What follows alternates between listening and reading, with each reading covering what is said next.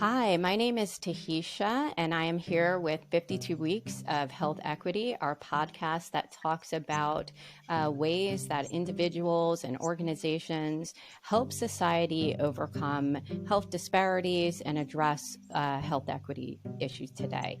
I have Annya Stoddart here, and I hope I said your name correctly. She is going to be discussing with us her work in holistic care and also caring for her mother as she had dementia and just some of the things that came up. So, Annya, I would love if you could share a little intro about yourself because you'll do it better than I ever could. Thanks, Tahisha. Thanks for having me on. Yes, so I am a meditation teacher and an acupuncturist. I've had a lifelong interest in health and looking after myself without medication as much as I possibly can. Partially that comes from my mum having chronic, lifelong mental health problems. She needed a lot of support, ended up on a lot of medications. And, I didn't see the results I wanted, and I'm sure she didn't get the results she wanted off them either. So one of the reasons I've got into meditation is because I really wanted to address the mental health aspect of being able to manage my own mental health. So that's the angle I'm coming at from in today's chat with you. And I think it's something that's so important, right? We recently, or not recently, but mental health has been a focus in the media quite recent, especially after the pandemic. And we're really seeing that people are stressed. And maybe things that we were afraid to talk about in the past, we have no choice but to talk about.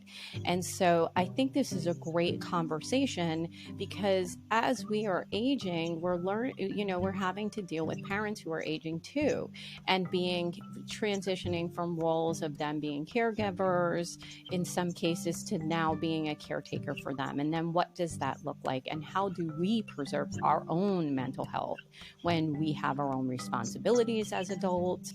So it really does kind of become a health equity issue because when we talk about health equity and disparities, organizations say health equity is being able to reach your fullest potential and be the healthiest person you can be. So it sounds like that was kind of what you were trying to get for your mom. Like, how could she be as healthy as she could be?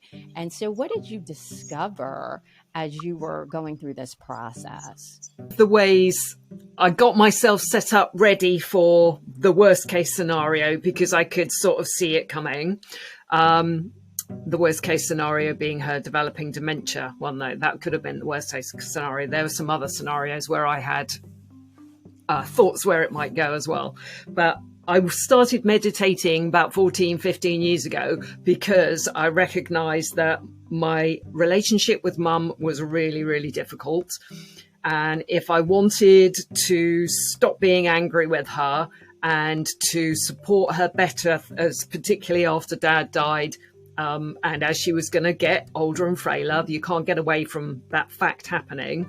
How was I going to deal with that in a way that felt okay and supportive to me, where I could respect myself that I had done? Mum, after Dad died, Mum had this long history of chronic mental health, depression anyway, and I had to work with trying to understand her better and understand why she was like she was. And that was the focus of my meditation for a lot of years, like to get my head around it and to be able to talk to her in a kinder and more patient way. So when she started to become more difficult, more depressed, so these are like early warning signs of depression coming along, where they're starting to behave in slightly unusual ways and you're wondering what's going on.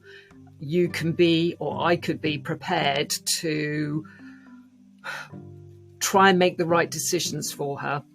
One of the difficulties with anybody who's chronically ill, but definitely with a parent with dementia, is, am I making the right decision? What decision do I make? Am I doing enough? Can I be more effective? Is this when I need to call in professional help? There's always you want them to be as independent as they can be for as long as they can be, because it helps their mental health. Hopefully it slows down the progression of the dementia as well. So there's all of these questions of, am I doing enough? Related meditation, it really helps to be able to stand back from that question just going round and round without any answers in your head, and to just calm your mind down and get a bit of stillness, and then allow your intuition to give you some feedback on what you could do. And sometimes that answer is you can't do anything. You just have to accept the situation as it is. And that in its that is, so when you said that you can't do anything, right? That has to be something that meditation probably really helped you with. It's almost like a grief, right? Like, because I think human beings always want to know that there's something more, something that they can do. And so it sounds like being able to have those type of skills and that preparation really helped you with what for many is a very challenging time period, right? Sharing this particular tool, especially, and it sounds like, and I could be hearing this wrong, it sounds like it wasn't always a perfect relationship with mom. And then how do you kind of like, how do you deal in a situation where you want to be helpful, but like maybe this person is, a stressor for you, period, even before the dementia started? Definitely. Mum was always a very independently minded person, and didn't readily accept help, advice, or pointers. She wanted to do things her way. And so I have a lot of those traits too. So you have to respect that way of how she is, even though you can see that they're creating difficulties. All I can do is listen to her and let her get whatever off her chest and just accept all the horrible stuff coming, and you just have to absorb it and dissipate it, because there's nothing you can say or do that's going to make a difference. Because when you do suggest things, they're not necessarily going to be accepted and can spin her off in a really bad direction. So one of the not uncommon things with dementia is paranoia. So Mum was getting very paranoid about her neighbours coming into her garden, moving things around, coming into her house, hiding stuff. And so she would go round and confront them quite frequently. So it ended up with them calling the police quite frequently.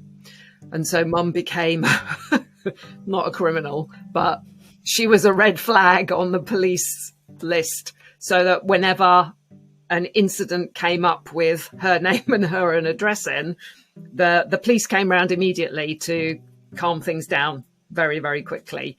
So even though that was a horrible situation to be in, it was also in a lot of ways quite fortunate, because they had her on the red flag system. They could be there and they understood what was going on. They weren't being aggressive towards her. They weren't trying to lock her up in prison or anything. They were trying to resolve and calm down a situation that, before it escalated into something really even more difficult to deal with.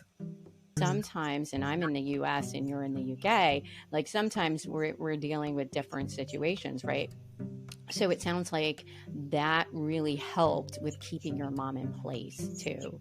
And yeah, so would you say that one of the things that is helpful is having that community knowledge and learning around the different things that can be going on health-wise in communities? Because mental health issues, now that we're talking more about them openly, dementia is something that, really is going to be impacting communities even more as we age, as as baby boomers age, as we all get older, and there's earlier incidents of things that mimic dementia. So the important thing from a community level that you would like to see people become more familiar with. And that could be even just learning to meditate and calm themselves down before they overreact. Yeah, meditation can be a huge resource for yourself because so the meditation I'm talking about is not just listening to an app or a free thing on YouTube. I'm talking about doing a structured course which takes you through a process of examining in a kind and gentle way feelings, emotions, what triggers them, how you can calm them down. So once you've got that skill set running, it becomes a lot easier to deal with the really difficult stuff. It's to get through it in a much calmer way. And there are some practices which are about expanding your heart, your ability to give out loving kindness vibes, even, in the really direst of circumstances. You can try and send out, one or two, even if you can't send out hundreds of vibes. So that really is, certainly in the UK, there are a lot of support groups available, daycare type centres where you can go, do singing, try and get a bit of dancing in, a bit of exercise, a bit of talking with other people. So if you are in a one-to-one situation caring like full time, then that will help you as the carer. But also it helps the person with dementia as well, because it gives them other experiences, which helps keep their mind open and flowing for that little bit longer, rather than them spending, in Mum's case, a lot of time with paranoia. So just say that perhaps we need to be incorporating more of the non-traditional alternative health things in when we think about disease processes and even physical disease processes to help us sort of cope with them. Helpful with Mom, those being able to access those type of things. Like, do you think it might have helped with maybe even cutting costs in her, the medical component of it? Yeah, so luckily here we have the NHS, so her medication was all paid for by the NHS, and she had some awesome medication that really helped, I have to say. So that was good. I think the whole process of being able to meditate just opens your mind to what other people can be going through. So isn't just necessarily between you and the person you're caring for. It's a 100% all-rounder of, policeman's turning up and he's trying to find my mum's missing handbag, and she thinks the next door people have stolen it and he can't find it, and he's on the phone to me desperate to try and do something. And I can absolutely, totally relate to how he's feeling. So anyway, luckily I can do the rest of his day somewhere else. So yeah, the meditation is really good for that.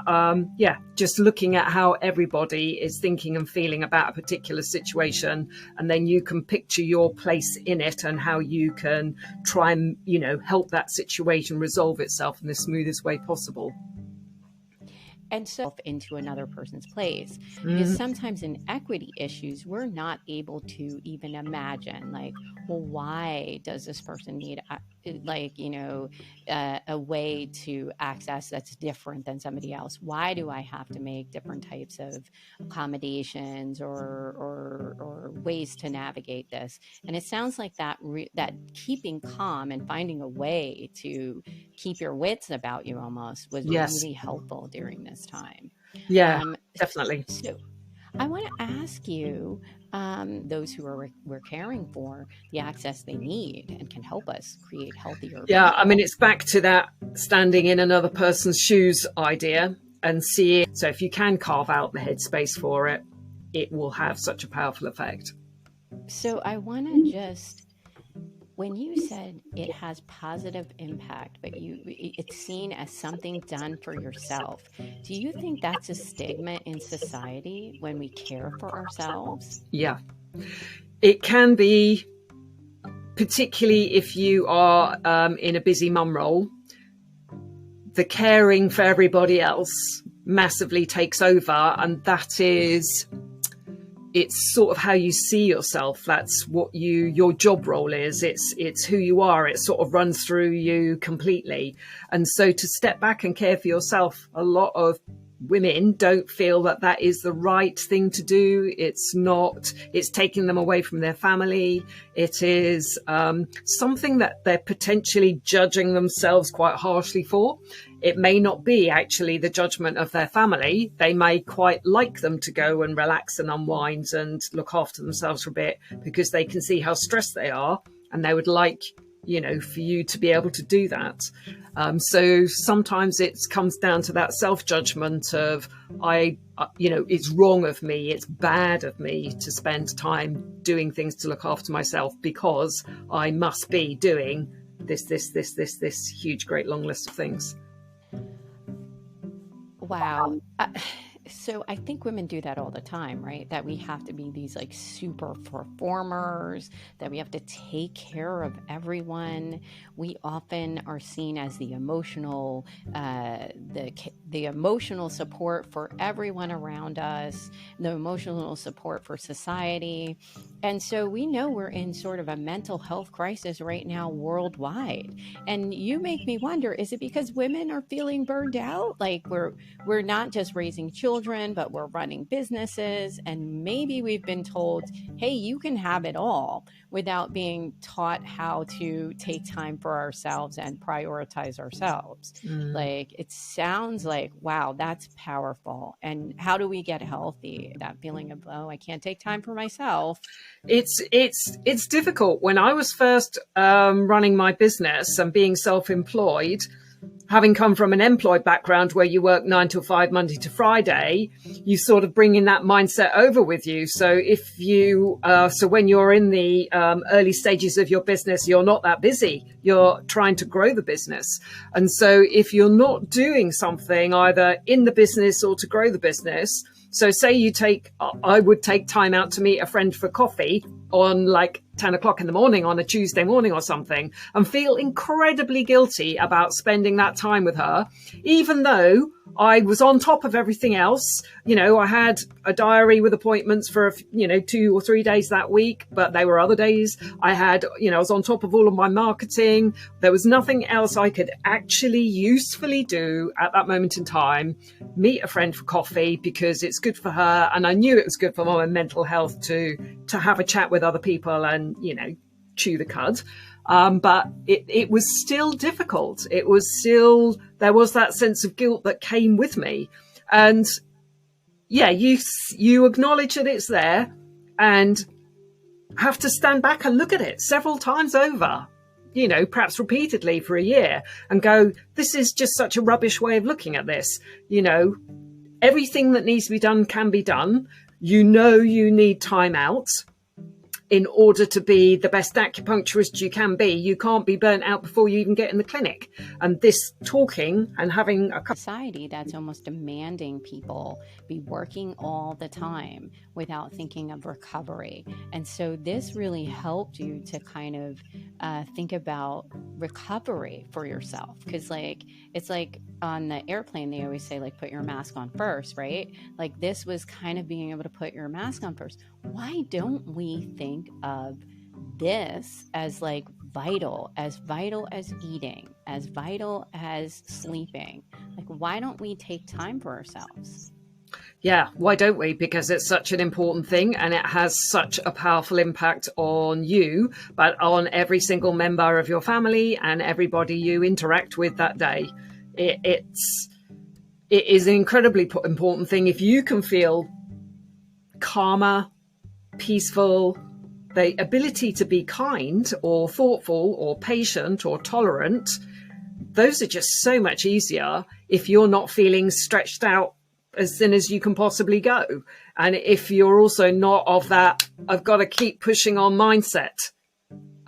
So I have struggled hugely with got to keep pushing on mindset. It's really, keep driving forward and you'll get the success. And I had to really, really work with my meditation to go, this is how it's making you feel.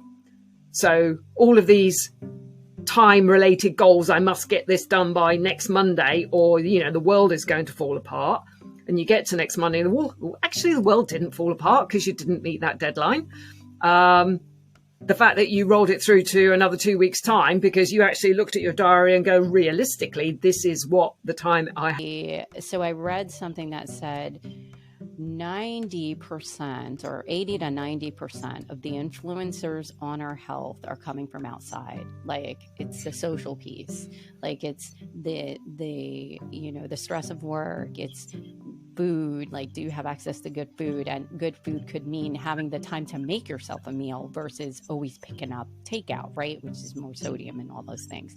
Being in a safe environment, what does that look like to create like a homey, safe environment that you walk into and you feel cozy? Like, a lot of people in impoverished areas don't even think about like the area, what they're coming home to, like being able to have a supportive space. And like, I love that you said, like, taking that time to really just care for ourselves is a part of being healthier. And so what do you think are some of the barriers to that, or what could we do to reduce that? The first step is realizing that is there and it's causing you some problems. So how often are you feeling tired? How well are you sleeping? If you're still having menstruation, how uncomfortable are those being? How tiring, how debilitating are they? And do you need recovery time? Is there other stuff going on? Have you got other health issues that really, if you're suffering with pain because you have constant headaches, or you've got a back problem, or whatever it might be, neck and shoulder tightness is always there. Those things take a lot of energy to keep constantly working around. And that will profoundly have such a big effect on your state of mind, and then how you interact with everybody else, and then how they interact with you. And then it can go, whoa, and build up into a big problem. So just taking some time out and going, I am just going to sit down and read this magazine. I am going to go for a walk around the park. I am going to go and have a coffee with a friend, because those things really help me feel better. That means hopefully I can sleep better. Hopefully it will have a positive impact on pain because it will be less in your face, and I'll be able to sleep a little bit better. So just taking that time out to slow down, breathe, relax. You don't get those unless you're doing something that you enjoy, or you're being relatively still. There's a bit of that culture of, I've always got to be busy and doing something. But it doesn't allow your muscles to relax, and it doesn't allow your mind to relax. And that is just a really important simple thing that you can do to look after your own health. Allow yourself some time. So would you say that's the one thing, or what would one thing be that you would love listeners to take away from this so that they can help bring themselves a little bit more healthiness and stillness? What's the one thing that listeners can do to help with this situation or to help themselves? Yeah. So if you are intrigued by the idea of meditation, but you're not, quite certain if it's the right thing for you, I've written a PDF that you can download off my website, which explains how meditation helps anxiety and depression. You can actually try out some free meditation. So I've got a free meditation on my website as well, the 9 breaths you can download and give it a go. Just dip your toes in the water and see what it feels like. My meditation is 15 minutes long. Allow yourself 15 minutes time out.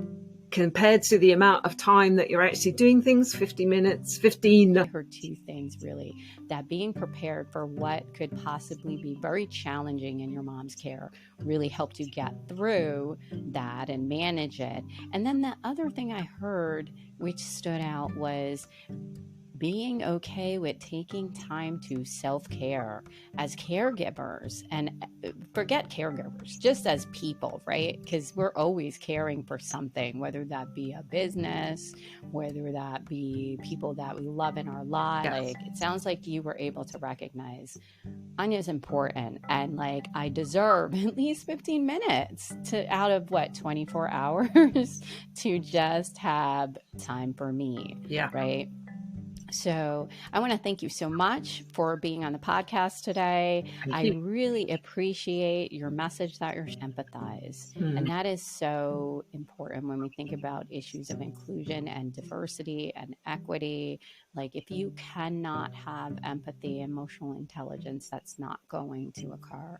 And the world would be kinder if we just followed what you're preaching and you're saying, right? Like just take some time for us so that we're not coming from, the burnt out candle both ends. So Annya, thank you so much. And for our listeners, please look at the credits. We'll have the information in there. And thank you for joining our podcast today. Thank you for having me, Tahisha. It's been brilliant talking to you. Thank you.